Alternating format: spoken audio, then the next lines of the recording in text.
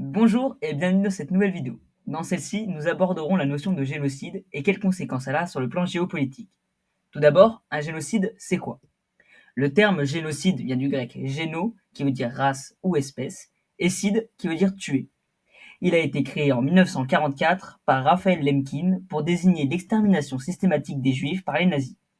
Selon la Charte universelle des droits de l'homme de l'ONU, c'est un crime consistant à l'élimination concrète, intentionnelle, totale ou partielle d'un groupe national, ethnique ou encore religieux. En tant que tel, ce qui veut dire que des membres du groupe sont tués, brisés mentalement et physiquement ou rendus incapables de procréer en vue de rendre difficile ou impossible la vie du groupe ainsi réduit. C'est aussi un crime contre l'humanité, mais attention, tous les crimes contre l'humanité ne sont pas des génocides. Ça, c'est la définition la plus répandue. Mais un génocide, c'est aussi l'utilisation de plusieurs moyens, comme le meurtre collectif, la répétition de viols, la castration, l'utilisation de lieux pour concentrer une population comme les ghettos et les camps de concentration, les marches de la mort, les déshumanisations, la torture, l'incitation à la haine, la propagande ou la discrimination. Mais ces facteurs soulèvent des problématiques sur la reconnaissance d'un massacre en tant que génocide.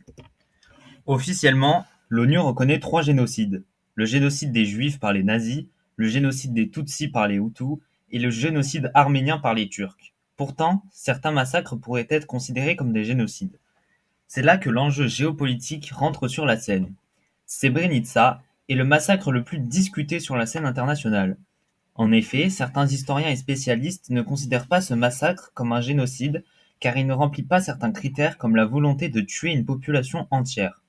Les femmes et les enfants étaient écartés du massacre. Donc, l'ONU a tranché et a affirmé que ce massacre ne serait pas un génocide. Mais si on regarde de plus près, on peut voir que c'est la Russie qui a mis son droit de veto contre l'appellation d'un génocide. Mais alors, pourquoi cela? Le tribunal pénal international de l'ex-Yougoslavie a condamné les auteurs de cette abomination pour le crime de génocide. Mais alors, pourquoi la Russie refuse cette appellation? En fait, ces désaccords sont dus uniquement par des enjeux géopolitiques. Si l'ONU reconnaît que c'est un génocide, la Serbie serait accablée sur la scène internationale. Mais la Russie a besoin de renforcer ses liens avec la Serbie.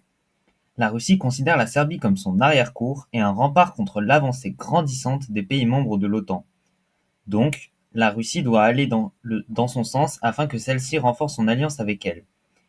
Mais le massacre de Srebrenica n'est pas le seul qui pose problème, comme le massacre systématique des héros et Nama dans le sud-ouest africain allemand de 1904 à 1908, mais ces désaccords sont uniquement l'objet d'enjeux géopolitiques.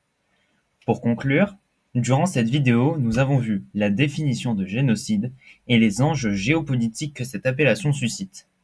Que ce soit pour réaffirmer les relations amicales entre les pays ou justement pour nuire à ces relations. N'hésitez pas à vous abonner à notre chaîne YouTube et à mettre un like sous cette vidéo si celle-ci vous a plu.